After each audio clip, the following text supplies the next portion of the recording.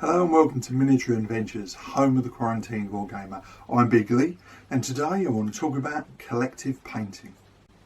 So last weekend the Analog Hobbies Painting Challenge came to an end. I've done some videos on this competition before and I've been taking part for several years, and what it is basically 13 weeks of friendly banter and friendly competition where anything this time up over 80 participants took part. We all set our own particular points targets that are unique to us depending on what we want to get painted, and we all work towards hitting those targets and breaking them. And I've always found that the painting competition, that friendly banter and the friendly sharing of what we've managed to achieve helps make us all much more motivated and much more productive in our painting. It certainly helps to focus the minds during those long winter months on projects that need to get done. Now, I've mentioned collective painting as being something that I really do advocate several times in lots of different videos. But of course, with the competition coming to an end, it made me think, well, how can we keep this going? Well, there are several ways in which you can continue that theme of collective painting beyond competitions like the painting challenge, to keep us all at their painting desks and getting stuff completed. Now, when I was writing my notes for this particular video, I entitled this section Friends with Benefits, and it was only after I'd finished typing them up I thought, hang on a minute, that means something different. But what I'm trying to drive at is that painting with your friends, either face to face or indeed online, is very good for keeping us going, getting us started and being productive. And during the lockdown, indeed way back in March last year, so a year ago, my particular group of friends, Posties Rejects, decided that because we couldn't get down the shed and play games, that we would gather online once a week for a paint and chat session. And we used Zoom as our medium of choice, and we've managed to do that pretty much every week since the pandemic hit us last year. And in fact, it's been such a good motivator to get us all painting that we decided we're going to continue doing this long after the point at which we're allowed back in the shed to get some games done. And for not everyone that's joining in wants to do some painting. Some people just join in for the social side, to have a chat and to see what we're working on. But there's 4 or 5 of us that have been doing some painting each week, and we've all found it to be very good for productivity. And it's not only useful for getting stuff painted done on the Monday. Some of us, one of my friends actually commented the other day that it's helping him to get things finished because he knows he can start a new project the following Monday. So he'll make that extra effort to finish what he started on the Monday so that he can start something new the following week. So it's helped keep us very productive.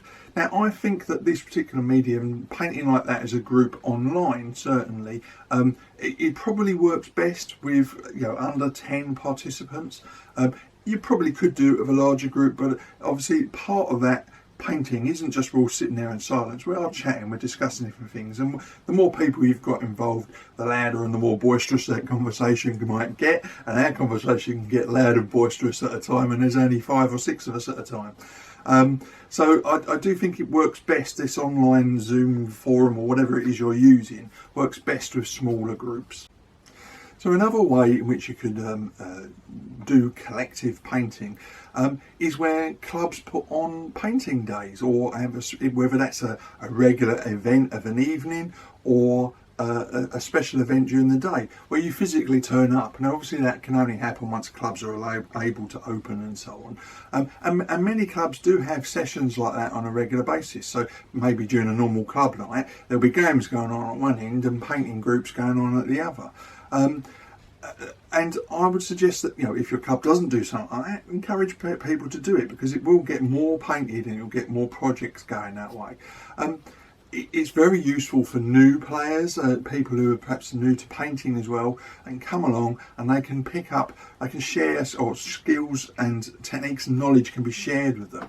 And even amongst experienced painters, you always find that someone's using a product or a technique that you didn't know about, and you can physically see what's happening, how they're doing it, and see if it works for you.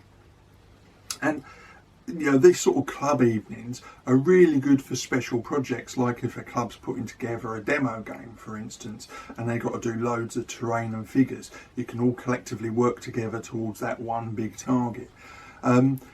Definitely, I think that if you're at a larger club, you know, 15, 20 or more people taking part, it definitely couldn't. I would find that really hard to manage online, as I previously mentioned. So this is ideal for groups of, say, above 10, and would probably work best if you can physically get together, like I say, down the club, or whatever your venue is, perhaps in the pub, wherever it is your club meets. And you know, it's also a very gentle environment. There's not a very competitive element to it. It is generally a friendly gathering of painters to share skills and knowledge. And then taking things up a notch, you've got online painting competitions like the Analog Hobbies Painting Challenge.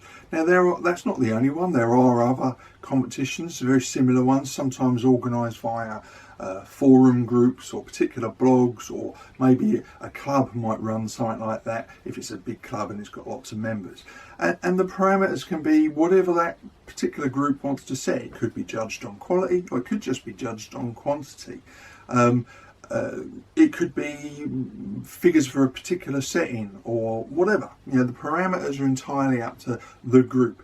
And because it tends to be a small and insular type of group, you know, you can set your own parameters. Whereas if you're taking part in a larger competition, you might not have that sort of control over how what the purpose of that competition is about. And the advantage of these smaller online painting competitions, and I use smaller in a loose way, I mean the Analog Hobbies Challenge had over 80 participants, so that's not small by any measure, but it introduces gentle peer pressure and a little bit of competitive spirit to overcome the inertia that we all suffer at one point or another. It's a great way to get on with stubborn projects, or get started again on something that perhaps you lost steam on. You know, no project is ever complete, but this is a really good way to try and aim for that particular target, because often these sort of competitions you might state in advance either how many points you're going to paint or what it is you're going to paint. So there's a little bit of gentle pressure to get on with it that maybe overcomes that inertia that would stop you from doing it if you were sat at home alone. And because it's not a proper serious competition, it's a lot less stressful, it's a lot more friendly, a lot more relaxed. So definitely, I think it's a really good option for most painters. And these sort of events also tend to be a bit more inclusive, because they involve people with all different skill levels and different backgrounds, whereas a competition may be more for the high end. So then, of course, there are competitions at shows, which obviously only works when you actually have shows to attend to, but you know, that may be resolved in a few months' time, and we may see a resumption in show painting competitions. But they do only tend to attract the best painters.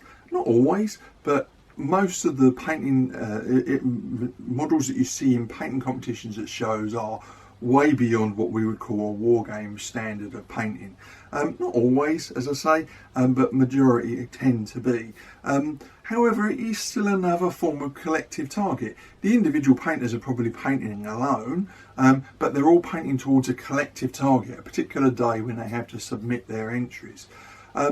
I've taken part in some painting competitions myself, just to say I could do it, and I'd taken part in one or two. I didn't stand a chance, and I definitely wouldn't torture myself by continuing to enter them. My painting style is very much wargame standard, but it was fun to take part in, and it was good to see the wide range of miniatures that were being put into the competitions, the handful of competitions that I've taken part in.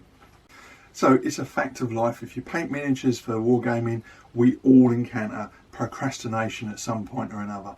There's just for a myriad of reasons, inertia can creep in and you can find a project grinding to a halt. And painting as a group does help to overcome that. It's collective targets, that gentle peer pressure that I've mentioned, that helps get over that inertia and perhaps get started again. And once you've started, it's easier to keep going. So, you know, if you don't already have one, try and organise a painting challenge or a little friendly competition down the club, or just between you and a group of friends. Enter competitions like the Analog Hobbies Painting Challenge when they come up, because it really is a great motivator. I get so much painted during that competition every year, and although it can, you put a bit of pressure on yourself to take part, I do manage to get an enormous amount done every winter that I wouldn't do otherwise.